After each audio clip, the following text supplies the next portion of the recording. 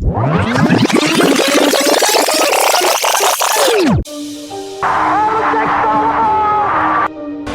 there's a steal by Bird. Underneath the DJ. Pierce for three. It's good. Tatum puts up a three.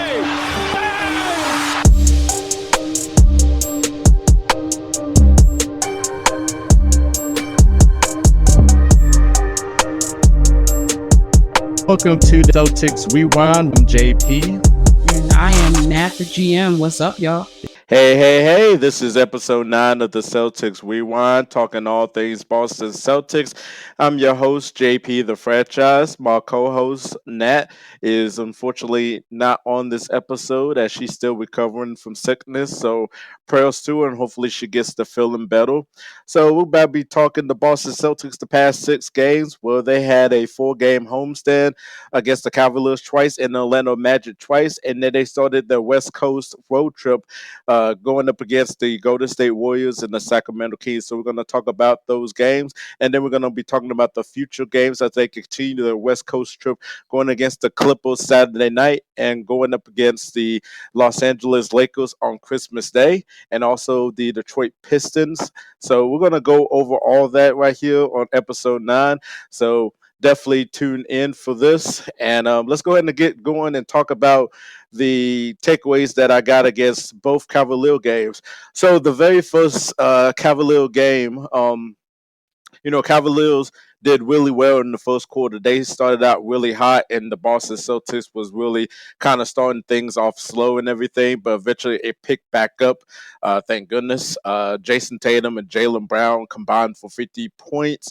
Won the rebound about. That's one of the things about the Boston Celtics against Cleveland last season is that they had so much trouble with the length and size with Jared Allen and Evan Mobley and just not securing rebounds, unfortunately. So with Porzingis added to the mix this year, kind of makes the Celtics a little dynamic and, a little better at length here. So the rebounding battle was very important, looking at both the Cavalier games to see if we can win the rebounding battle. So we won the rebounding battle both times against Cleveland. The first one won the rebounding battle 45-35, and then we won it the second time 44-39. So that was really good. Also in the first game, we shot a lot of free throws. We shot 26 times on the free throw line and made all 26 of them 100%. So that's really important key into the Celtics victory. The bench played really well from Boston. Boston, even though sometimes they can be short-handed or they have everybody, their bench is pretty good. They got a lot better because early in the season we kind of criticized that the bench is not performing as they should be, except for like Al Horford because he plays as well. Then Sam Hauser started coming on and started having these amazing streaks from the three-point line. Peyton Pritchard's finding his role as a backup point guard. Danton's doing his thing. Brissett's doing his thing. Quetta's doing his thing. So the bench is playing a lot better. And they scored the Cleveland's bench by 2 points, 21 points to Cleveland's 19. The starting five for Boston were in double figures. Like I said, it was a very slow start at the beginning as Cleveland kind of took advantage in the first quarter, but eventually we kind of found our groove and we started coming back, and then we started chipping away too in the fourth quarter. Well, we held Cleveland scoreless in a stretch of 2 minutes and 40 seconds. Darius Garland and Donovan Mitchell were not really great in that fourth quarter in that stretch. Now, usually Donovan Mitchell plays really well against the Boston Celtics. It just seems like he has an agenda against Boston, like based on the scoring averages that he has against the Boston Celtics. But that's good that we kind of played really good defense and held them kind of scoreless, not scoring really well in that fourth quarter in that stretch. So that was really awesome to see. 34 points in the paint. We did commit 15 turnovers. We got to do a little bit a better job of controlling the ball and not commit many turnovers. We played well in the second and third quarter, and we did a wonderful job of chipping away in the fourth quarter, and we're still undefeated at home. So that's awesome to take away from this. Then going against the Cavaliers again a couple of days later, a couple of takeaways from that. Again, The starters were in double figures. Sam Hauser and Al Horford were really tremendous. Coming off the bench, we shot well from field goal, over 50%, 36% from 3 point. Luke Cornett was out. And then the Cavaliers committed 16 turnovers, which Boston Celtics scored 21 points off those turnovers. We had 13 turnovers, so two less than the first time, but we still need to do a better job of controlling the ball. 50 points in the paint, a lot better than 34 points in the paint, 22 assists. And then the first quarter was a whole lot different in that second game because we came off to a firing start in that first quarter. So, and it kind of just, it kind of gave like uh, a sign that good things is going to come in this game as Boston is looking good. It's looking good for this game, and they won. So, and they're still undefeated at home. So, great job by the Boston Celtics defeating the Cavaliers twice right there at home. And then we get to the tougher matchup, which a lot of people have been looking forward to, which is the Atlanta Magic. The Atlanta Magic beat us last season. We never beat them last season. And then in the in-season tournament, they straight up dominated us. They was rebounding, they were hustling, they were a lot better than we were in that in-season tournament. So going against the Magic, it was going to be really tough though. But hey, they find a way to beat the Orlando Magic twice, and it was not even close at all. They really dominated them. So looking at that first matchup with the Magic, the Boston Celtics shot really well from field goal, shooting over 50% and 42% from 3 point. Al Horford and Porzingis was out too, and Cornette was out as well. Bench was awesome, led by Peyton Pritchard, 21 points, 47 bench points for the Boston Celtics. Tatum, Brown, and Derrick White, 67 points combined. Atlanta Magic was turning the ball over so many times. They had 21 turnovers, and Boston scored 26 points off the turnovers, 52 points in the paint. Still got out rebounded though, 45-34. We was moving the ball really well with 31 assists, 18 fast break points. Still undefeated at home. So that was awesome to see the domination of Boston against the Orlando Magic that first time. And then the second time they faced the Orlando Magic, shout out to Paolo Banchero. Paolo Banchero was just unbelievable in that first half. Scoring 20 something points in the first half, though. But, in the end, though, Boston still found a way to win that game. Jaylen Brown was unbelievable, especially in that fourth quarter where he scored 17 points of his 31 points in the fourth quarter. So he was just taking over right there. So Boston did really well against the Orlando Magic the second time around, and they dominated them. So still undefeated at home. So that was a really great sign to see. And they're going to face each other again.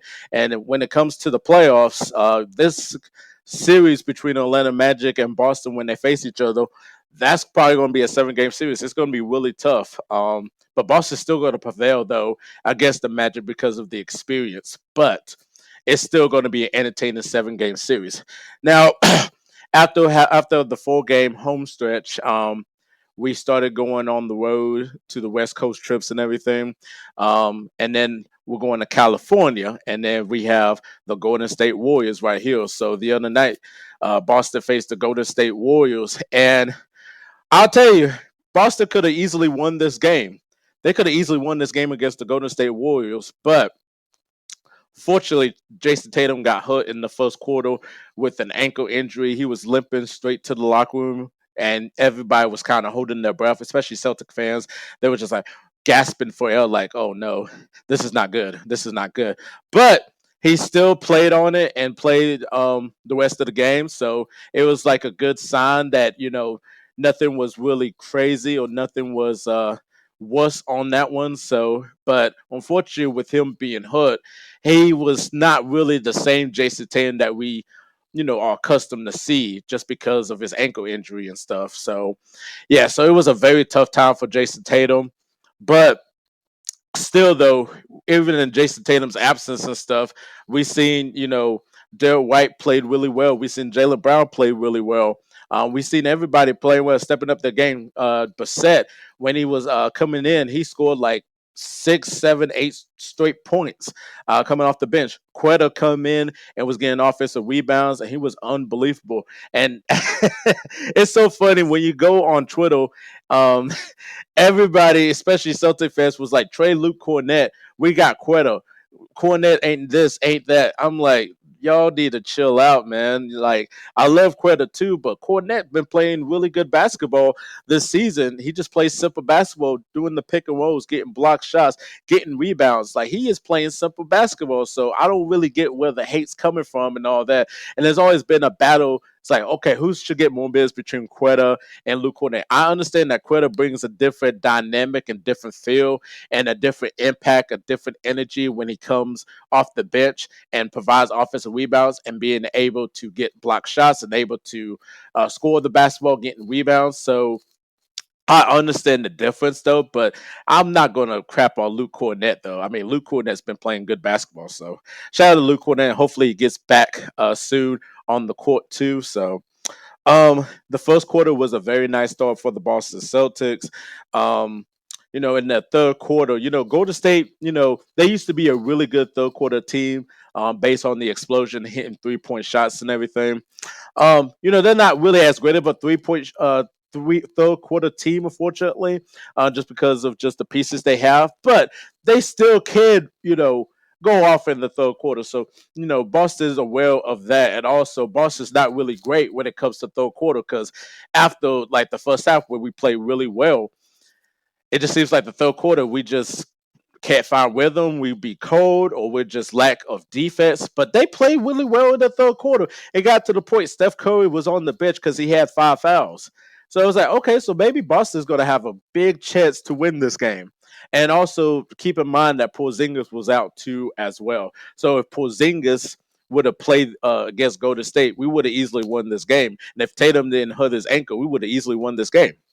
But Golden State, their shooters, Clay and Steph, like, I don't know what it is. It's like every time they set the screen, they get this open threes. It seems like Al Horford's dropping back coverage, and then like Clay and Steph easily have a 3-point shot open. They're just so good at that, and Celtics just could not stop it. Unfortunately, it's crazy, that after we take a 2-1 series lead in the NBA Finals, we're 1-5 against Golden State Warriors. It just seems like Steph has the agenda against the Boston Celtics, and Clay does too. Clay's been playing really good basketball as of late after getting criticized, and he's just busting 3-point shots up and just killing us.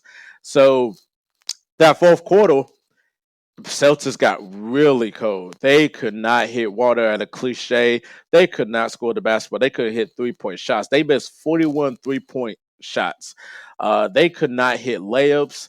Like, there was a possession where they had like 4 or 5 offensive rebounds, and they could not hit those threes. They could not hit those layups. It was just like bad. It was going downhill. So, and once it was a tie game, Tatum took a really bad shot to try to win the game, and we had to go to OT. It was a really bad shot. I don't know why he took that shot, And when they got into overtime, I just kind of knew that Golden State got the momentum. Like, they just took the momentum away once Steph started hitting threes and was just a man possessed.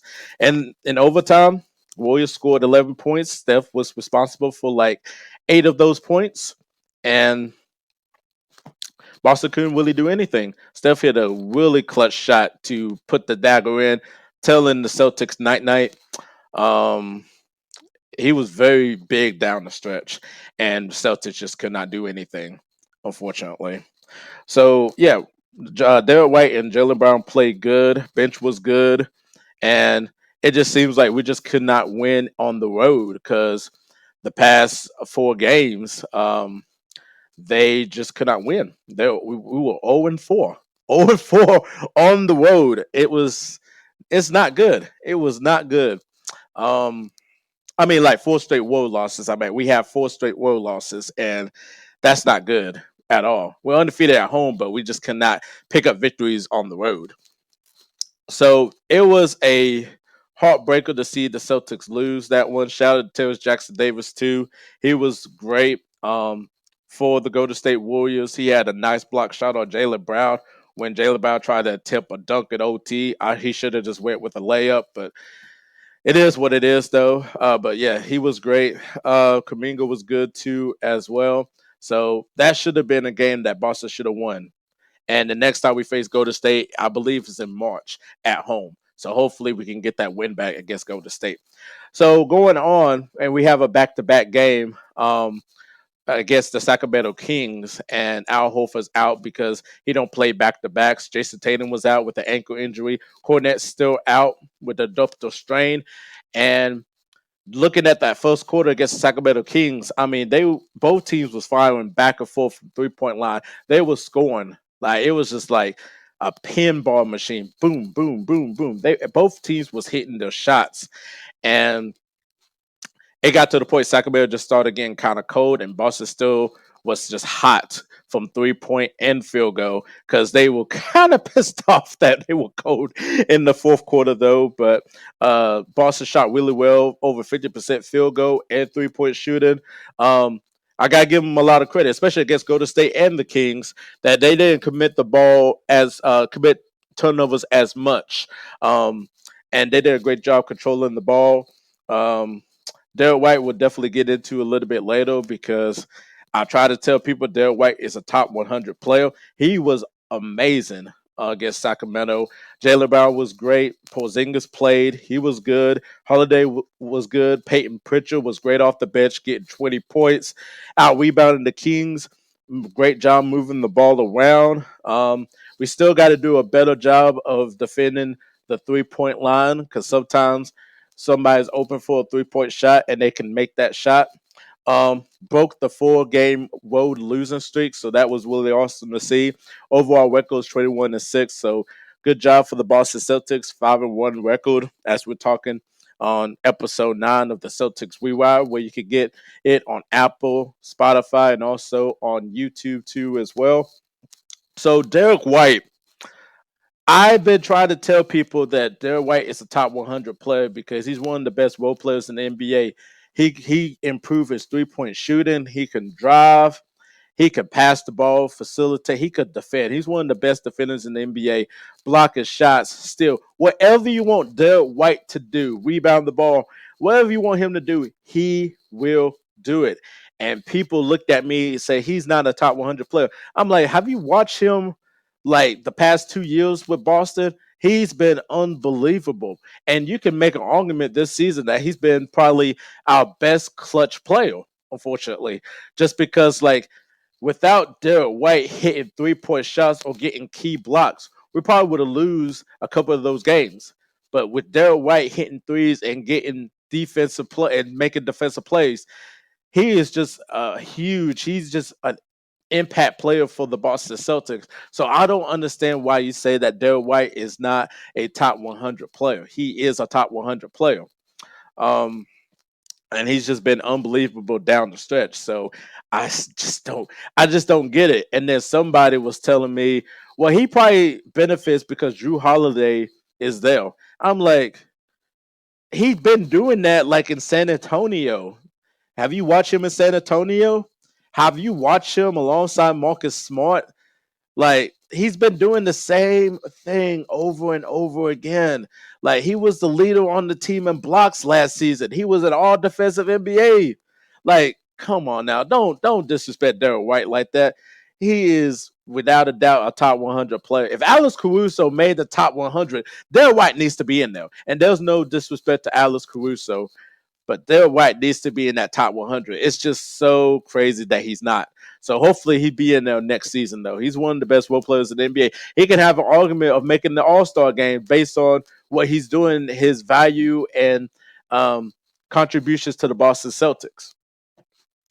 And enough of the Jason Tatum slander against Golden State. I understand that you want to slander him for past games and performances. That's totally fine. But against Golden State, a lot of people was on Jason Tatum's ass. And I'm like, brother was hurt. What else do you want him to do? Do you want him to cut his leg off, cut his ankle off, and play on one leg?